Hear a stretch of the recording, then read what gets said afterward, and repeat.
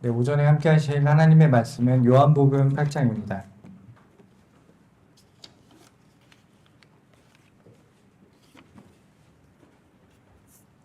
요한복음 8장 12절입니다. 네, 요한복음 8장 12절 한 구절만 받들어 읽겠습니다. 그때 예수께서 다시 그들에게 말씀하시기를 나는 세상의 빛이라 나를 따라오는 사람은 결코 어둠 속에 다니지 아니하고 생명의 빛을 얻으리라고 하시더라. 말씀에서 기도하시겠습니다. 위대하시고 전지전능하신 주 하나님 아버지, 참으로 지옥에 가기에 합당한 우리와 같은 죄인들 예수 그리스도의 보혈로 거듭나게 하사 산소망을 지니고 살아갈 수 있도록 인도해 주심에 감사드립니다.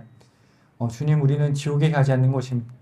그 사실에 대해서 얼마나 감사하고 얼마나 기뻐하고 얼마나 주님을 위해서 힘을 다해 일해야 되는지 우리는 그것 하나만으로 알 수 있는 것입니다. 주님, 우리는 하늘의 영원한 유업에 대한 소망을 가지고 있습니다. 우리가 힘써 주님을 위해 일할 때 하늘에는 우리를 위한 상급이 쌓여가고 있는 것입니다.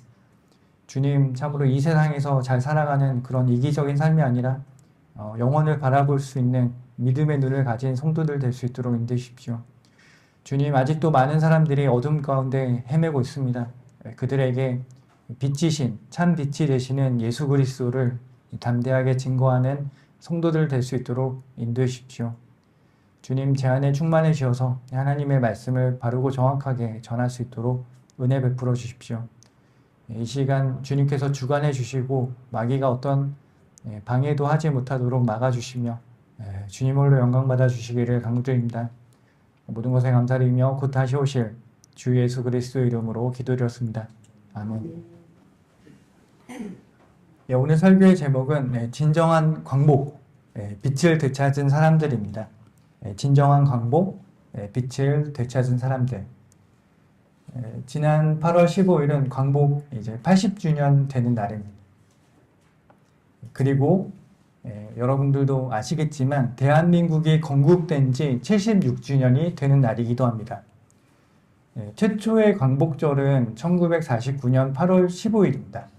원래는 건국을 기념하는 독립기념일이었는데 오늘날은 건국의 아버지인 이승만을 독재자라고 비난하면서 1919년 대한민국 임시정부 수립을 건국으로 보는 그런 이상한 나라가 되어버린 것입니다.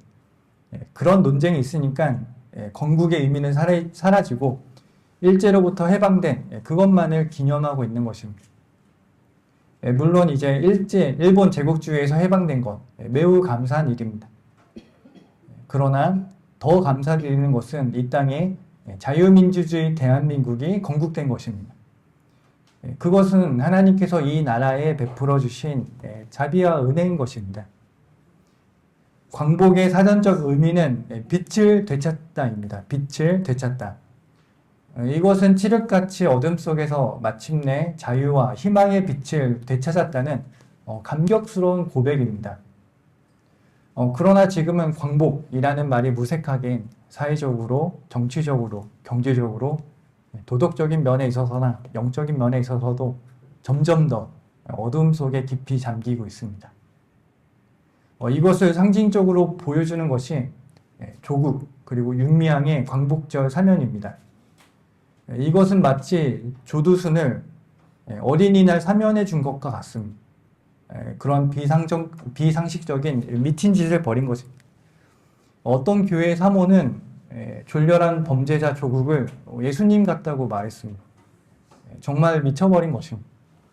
이사야 5장 20절에서는 악을 선하다 하고 선을 악하다 하는 자들과 빛 대신 어둠 대신에 빛을 두며 단 것 대신에 쓴 것 대신에 단 것을 두는 자들에게 화가 있을 것이라고 하나님께서 강력하게 경고하시는 것입니다. 우리가 이러한 일련의 사건들을 보면서 한국 교회의 자유주의 물결이 얼마나 깊숙하게 침투했는지를 알게 되는 것입니다. 전통, 보수, 복음주의 이런 것들을 표방하는 교회들이 얼마나 자유주의 사상에 물들게 되었는지를 드러나 보여주게 되는 것입니다. 복음을 전하지 않는 목사들이 공산주의자들을 지지하면서 교회 안에 동성연애를 인정해야 하고 여자 목사를 인정해야 하고 예수님을 믿어야 구원받는다는 독단을 버려야 한다고 가르치고 그러한 역겨운 교회들이 얼마나 많은지 새삼 다시 알게 되는 것입니다. 세상은 점점 더 어두움에 잠식되어 가고 있습니다.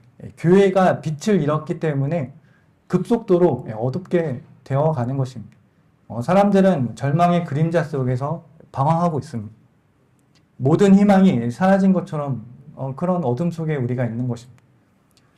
그러나 본문은 예수님께서 나는 세상의 빛이라 라고 선언하고 계신 것입니다. 그리고 나를 따라오는 사람은 결코 어둠 속에 다니지 아니하고 생명의 빛을 얻으리라고 말씀하고 있습니다. 이 말씀을 통해서 진정한 광복, 빛을 되찾음의 의미를 살펴봄으로써 우리 각자의 삶과 이 시대에 진정한 광복을 가져다 줄 그러한 소망을 발견하기를 원하는 것입니다. 세상의 빛이신 예수 그리스도, 첫 번째로는 빛을 거절했기에 세상은 어두움에 속하는 것입니다.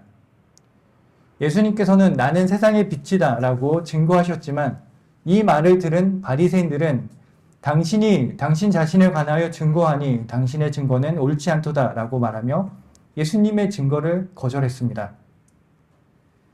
여러분, 우리 눈이 정상적으로 볼 수 있다 하더라도 빛이 없으면 아무것도 볼 수 없는 소경과 다를 바 없습니다. 바리새인들이 그와 같았습니다. 세상의 빛으로 오신 예수님을 거절했기 때문에 그들은 앞을 볼 수 없는 소경이 되어버린 것입니다. 그러한 바리새인들을 향해서 예수님께서는 소경이 소경을 인도할 수 있느냐? 둘 다 구덩이에 빠지지 아니하겠느냐라고 그들을 책망하셨습니다.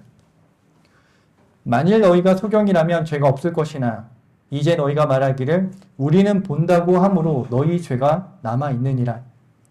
본다고 말하면서 많은 사람들을 이끌고 다 같이 지옥으로 뛰어들고 있는 것입니다. 요한복음 1장 4절과 5절은 이렇게 말하고 있습니다. 그분 안에 생명이 있었으니 그 생명은 사람들의 빛이라. 그 빛이 어둠 속에 빛이어도 어둠은 그것을 깨닫지 못하더라. 예수님께서는 세상의 빛으로 오셨지만 세상은 예수님을 알지 못했고 결국 어두움에 속하게 된 것입니다. 이것이 정죄라, 즉 빛이 세상에 왔으나 사람들이 빛보다는 오히려 어두움을 더 사랑하니 이는 그들의 행위가 악하기 때문이라고 말하고 있습니다. 죄의 본질은, 죄의 속성은 하나님을 거절하는 것입니다. 빛이신 예수님을 거절한 세상은 영적인 어두움 속에 놓일 수밖에 없으며 이 어두움은 모든 죄의 근원이 되는 것입니다. 세상은 점점 더 좋아지고 있는 것이 아니라 세상은 점점 더 약해지고 있는 것입니다. 빛을 거절한 사람들은 어둠 속에서 방황하게 됩니다. 여러분, 칠흑 같은 어둠 속에서 혼자 남겨졌을 때의 두려움을 아십니까? 어두움은 인간의 근원적인 공포의 대상입니다. 성경은 너희가 내일 일어날 일을 알지 못한다라고 말씀하시면서 그렇기 때문에 캄캄한 어두움 같은 내일에 대한 두려움도 사람들은 갖고 있는 것입니다. 그렇기 때문에 미래에 대한 두려움으로 사람들은 점을 보러 다닙니다. 하나님께 물어보지 않고 점을 보러 다니는 것입니다. 우리나라 점술 시장이 1년에 1조 4천억이나 된다고 합니다. 한 명이 한 8, 9만 원 정도 쓰는 것입니다. 그 정도로 사람들은 미래에 대한 두려움 가운데 있는 것입니다. 내일 일을 알고 계시는 예수 그리스도를 거절한 결과 이사야 8장 19절에서 경고하듯이 사람들은 살아계신 하나님께 구하는 것이 아니라 부리는 영들을 지닌 자들과 엿보고 중얼거리는 마법사들에게 자신의 미래를 구하는 것입니다. 그런데 세상은 정말로 매력적인 모습으로 우리에게 다가오는 것입니다. 우리가 내일을 모르기 때문에 그러한 두려움도 갖고 있지만 또한 알지 못하는 미래에 대한 막연한 기대, 그런 환상도 또한 가지고 있는 것입니다. 그러한 매력적인 모습으로 사람들을 속이고 사람들을 지옥으로 인도하는 것입니다. 바울과 함께 사역했던 데마가 바울을 버리고 하나님의 사역을 내팽겨치고 데살로니가로 갔을 만큼 세상을 그런 사랑하는 마음, 세상의 유혹은 뿌리치기 힘든 강력한 것입니다. 여러분들은 그러한 세상의 유혹을 뿌리칠 수 있는 믿음을 가지고 계십니까? 세상을 사랑하는 성도는 야맹증에 걸린 사람과 같습니다. 야맹증은 이제 낮에는 잘 볼 수 있어도 밤이나 빛이 없으면 볼 수 없는 사람들을 말하는 것이죠.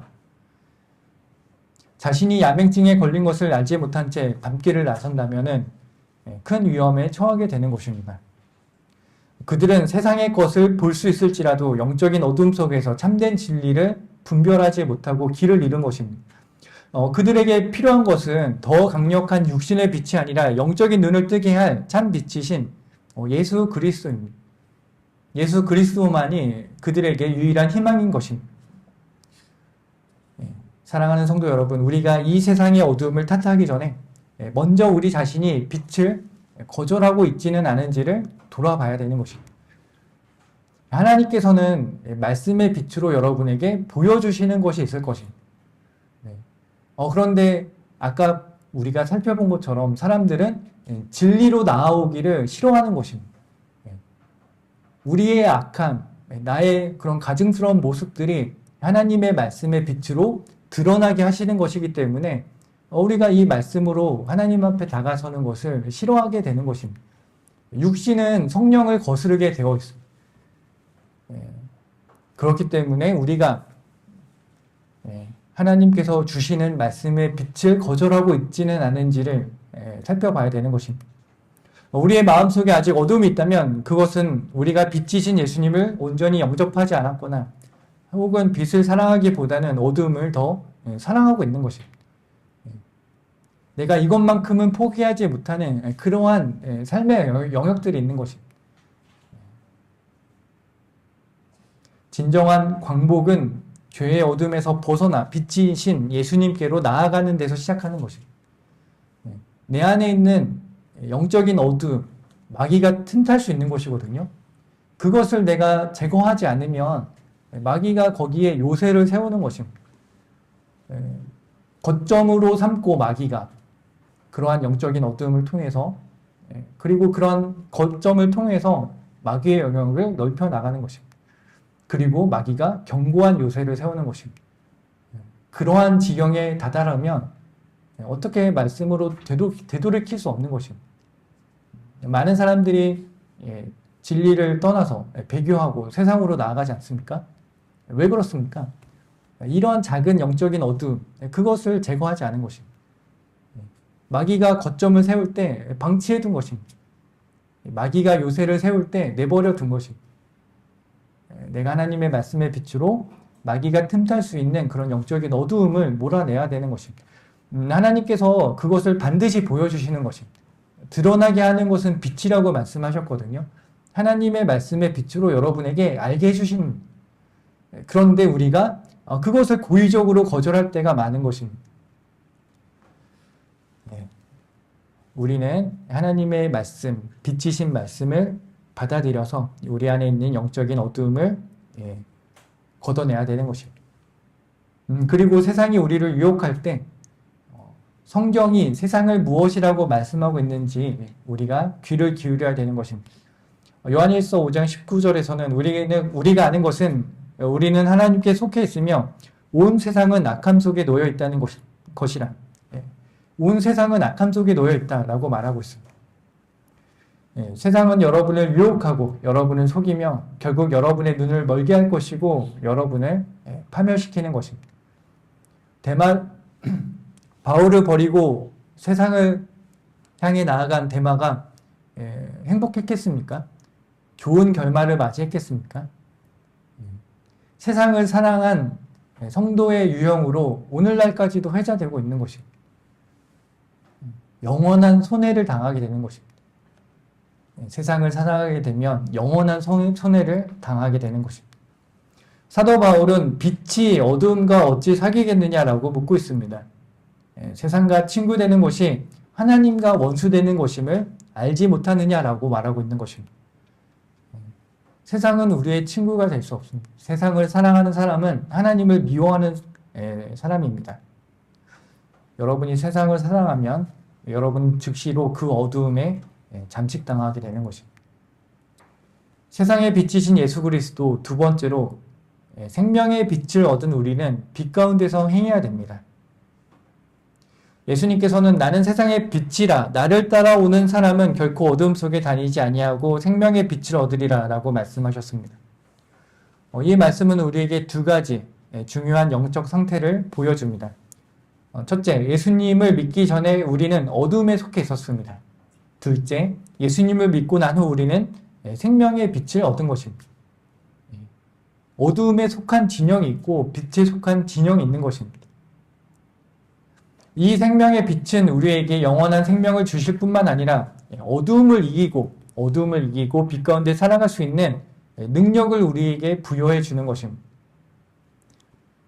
바울은 에베소서 5장 8절에서 이렇게 권면합니다. 너희가 한때는 어둠이었으나 이제는 주 안에서 빛이니 빛의 자녀들로서 행하라라고 권면하는 것입니다. 왜 이렇게 권면했겠습니까? 구원받은 많은 사람들이 아직도 어두움 속에 속한 채 그렇게 살아가기 때문에 이제는 빛의 자녀들로서 행해야 되지 않겠느냐라고 권면하고 있는 것입니다. 우리가 예수님을 믿고 영접한 순간 우리는 어둠에 속한 자가 아니라 빛의 자녀가 된 것입니다. 그러므로 이제는 우리 빛의 자녀답게 빛 가운데서 행하는 삶을 살아야 되는 것입니다. 어둠의 행실인 죄와 불의, 거짓을 멀리하고 정직과 진실, 사랑과 선행의 삶을 살아가야 되는 것입니다.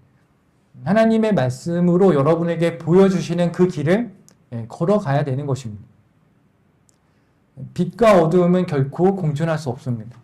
우리가 빛 가운데 거하기로 결단할 때 어두움의 세력은 힘을 잃고 물러가게 되는 것입니다. 빛을 이길 수 있는 어두움은 없습니다. 빛이 비치게 되면 어두움은 사라지게 되어 있습니다. 옛날에 어떤 성도가 있었습니다. 그는 영적인 침체에 빠져서 오랫동안 예배와 교제 생활을 멀리했습니다. 그의 마음은 마치 어두운 지하실처럼 답답하고 공허했습니다. 그는 자신의 삶을 등불 없는 밤길을 걷는 것 같다고 표현했습니다. 그러던 어느 날 그는 하나님과의 관계를 회복하기 위해 말씀을 읽고 기도하기 시작했습니다. 처음에는 아무것도 느껴지지 않았지만 꾸준히 말씀을 읽고 묵상하는 동안 그의 마음속에 희미한 빛이 비치기 시작합니다. 그 빛은 점점 더 밝아졌고 마침내 그의 영을 환하게 비춘 것입니다. 그는 다시 믿음을 회복하고 이렇게 고백했습니다. 빛이 내 안에 들어오니 어둠이 더 이상 내 마음에 머물 수 없었습니다. 여러분이 그렇게 매일 말씀을 읽음으로써 하나님의 빛으로 나아가야 되는 것입니다. 따라서 진정한 광복은 우리 각자의 마음 속에서 시작되는 것입니다. 우리가 빛이신 예수님을 온전히 믿고 그분의 말씀에 순종하여 빛 가운데서 행할 때 우리 안에 있는 어둠은 사라지고 하나님의 영광이 여러분을 가득 채우는 것입니다. 하나님을 아는 빛이 여러분 안을 가득 채워서 세상에서 빛을 비추는 자들로서 살아갈 수 있게 만드는 것입니다. 어둠의 행위들을 벗어버리고 빛의 갑옷을 입자라고 말하고 있습니다. 여러분은 어둠에 속한 행위들을 벗어버리고 빛의 갑옷을 입으셔야 되는 것입니다. 이제 우리는 어둠을 밝히는 빛의 자녀로서 살아갈 것을 결단해야 하는 것입니다. 세상의 빛이신 예수 그리스도. 세 번째로는 우리의 사명은 세상을 비추는 빛이 되는 것입니다. 세상의 빛을 비추는 것입니다. 1945년 8월 15일 우리나라가 일제로부터 해방되었을 때 남한도 북한처럼 공산주의 국가가 되었을 확률이 매우 높았습니다. 당시 러시아의 붉은 혁명 이후로 확산된 공산주의가 전 세계를 휩쓸고 있었습니다. 일제강점기에 많은 지식인들이 일제에 대항하는 이념으로 사회주의를 선택했습니다. 여러분이 알고 계신 독립운동가들 많은 사람들이 사회주의 영향을 받은 사람들입니다. 대표적으로 김구가 있죠. 해방 이후 미군정에 의해 실시된 서울의 여론조사에 따르면 70%가 넘는 국민들이 공산주의 및 사회주의를 지지하고 있었던 것입니다. 해방 후 1년 동안 공산주의 활동이 화법이었고 이를 배경으로 엄청나게 많은 공산주의자들이 조직적으로 남한에 뿌리를 내렸습니다. 공산주의자들은 민족이라는 이념으로 남한의 단독선거를 극렬하게 반대한 것입니다. 1948년 12월 12일 프랑스 파리에서 열린 제3차 유엔 총회에는 대한민국이 유엔의 승인을 받아 합법정부로 인정되는지 결정되는 그런 중요한 자리였습니다. 여기에 소련은 필리버스터 전술로 합법적인 의사진행을 방해해 대한민국 정부의 승인 안건을 상정을 그렇게 막고 있었습니다. 15분간 욕설 같은 연설을 퍼붓던 비신스키가 갑작스런 성대 결절로 목을 움켜쥐고 퇴장해버리는 사건이 발생했습니다.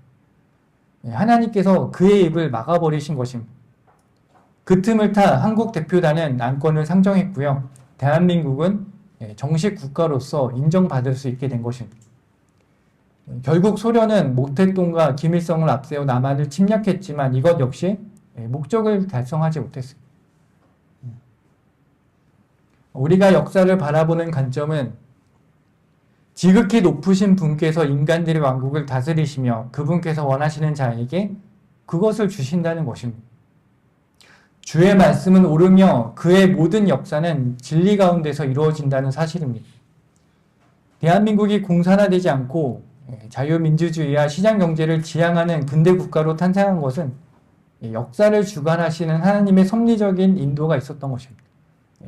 내일을 알고 계신 하나님께서 이 땅에 한글 킹제임스 성경이 번역될 것을 아셨기 때문에 그 환경을 만들어 주시고 조성해 주신 것입니다.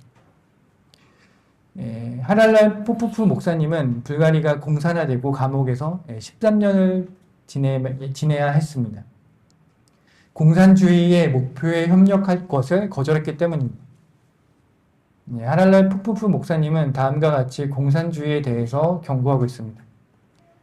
권력이 없는 공산당은 의도적으로 합리적이고 친절하게 보이도록 위장한다. 그러나 그들이 권력에 가까이 다가서게 되면 그 진정한 본성이 드러나게 된다. 모든 감옥들은 공산주의자들이 단지 또 다른 정당이라고 생각했던 자들로 가득 차 있었다. 단지 또 다른 정당이라고 말하고 공산주의자들을 묵인했던 그들 중 많은 이들이 공산주의자들이 권력을 쥐자 제일 먼저 처형당했다. 공산당을 묵인하는 서구의 국가들이여 경계하라. 그 작은 정당들이 지금은 약하게 보일지 모르지만 일단 권력을 얻게 되면 우리가 그러했듯이 당신들도 그들의 진정한 본성을 보게 될 것이다 라고 말하고 있습니다. 우리가 그러한 모습을 우리나라에서 보고 있는 것입니다. 여러분, 북한은 성경을 소지했다는 이유로 공개 총살을 하는 그런 나라입니다. 중국도 공산주의 국가로서 종교의 자유가 없습니다. 국가에서 관리하는 교회에서는 중국 국가를 부르고 시진핑 주석의 그런 찬양하는 내용을 먼저 부르게 하는 것입니다. 그들은 긍정적인 내용은 설교를 해도 좋으나 죄와 지옥과 같은 부정적인 설교는 절대 하지 못하도록 강요하고 있는 것입니다. 러시아도 마찬가지고 베트남도 복음을 전하기 쉽지 않은 상황이 있습니다. 세계에는 아직도 이와 같이 압제와 박해를 받는 그리스도인들이 많이 있다는 사실을 우리가 잊지 말아야 됩니다. 그들을 위해서 우리가 기도로 협력해야 되는 것입니다. 하나님께서는 이 땅에 한글 킹제임스 성경을 최종 권위로 주시기 위해서 이 나라가 공산화되지 않도록 잘 보호해 주셨습니다. 그리고 개발도상국에서 선진국으로 진입할 수 있도록 이 나라를 축복해 주신 것입니다. 우리가 지금 매우 어려운 상황 가운데 있더라도 제가 아직 이 나라의 희망을 보는 것은 우리에게 바른 말씀이 있기 때문입니다. 그리고 어떻게 해서든지 한 명이라도 더 구령하고 그렇게 진리를 전하려고 노력하는 신실한 성도들이 있기 때문에 아직은 희망이 있는 것입니다. 어둠에 속하지 않고 빛의 자녀들로서 세상을 비추는 자들이 늘어날 때 하나님께서 이 나라를 지켜주시고 보호해 주시는 것입니다. 하나님의 나라와 그분의 의를 우리가 먼저 구해야 되는 것입니다. 마귀는 교묘하게 이 우선순위를 바꿔버리는 것입니다. 이소 목사님은 하나님의 말씀과 하나님을 첫째로 사랑하셨습니다. 두 번째로 교회와 성도들을 사랑하셨습니다. 그리고 세 번째로 이 국가를, 이 민족을 사랑하신 것입니다. 오늘날 많은 사람들이 국가가 우상이 또 되어버리고 있습니다. 이 우선순위를 바꾸시면 안 됩니다. 하나님을 첫째로 사랑하는 것이 먼저고 둘째가 이웃 사랑입니다. 교회들은 이것을 교묘하게 바꾸는 것입니다. 우리가 우선순위를 잃어버리면 안 되는 것입니다. 나라를 사랑하고 애국을 해야 되지만 그것은 세 번째 순위에 있는 것입니다. 우리가 첫 번째 하나님의 나라와 그분의 의를 먼저 구할 때 나머지 것들은 우리가 얻을 수 있는 것입니다. 우리의 사명은, 하나님께서 우리에게 맡겨주신 사역은 이 세상의 어둠 속에서 예수 그리스도의 복음을 밝게 비추어 죄인들에게 진정한 구원의 빛, 곧 영원한 광복을 되찾아 주는 것입니다. 어둠 속에 있는 그들에게 빛을 되찾아 줘야 되는 것입니다. 예수님께서는 마태복음 5장 14절에서 너희는 세상의 빛들이라 라고 말씀하셨습니다. 우리는 어둠 속에서 빛을 잃고 방황하는 영혼들에게 복음을 비추어야 할 사명을 가진 빛의 사사들입니다. 예수 그리스도의 대사들로서 복음의 빛을 비춰야 되는 것입니다. 빌립보서 2장 15절에서는 이는 너희 하나님의 아들들이 흠없고 순진하여 비뚤어지고 변질된 민족 가운데서 책망받지 않게 하려 함이니 너희는 빛들로서 세상에서 비추는 자들이라 라고 말씀하고 있습니다. 여러분 이 말씀대로 세상에서 빛을 비추고 계십니까? 교회 시대는 밤에 비유됩니다. 그죠? 예수 그리스도, 의의 태양이신 예수님께서 승천하셨기 때문에 태양이 없는 지금은 밤의 비유가 되는 것입니다. 밤에는 무엇이 빛을 비춥니까? 달입니다. 달은 스스로 빛을 냅니까? 아니죠. 태양빛을 받아서 지구를 비추는 것입니다. 우리는 스스로 빛나는 것이 아닙니다.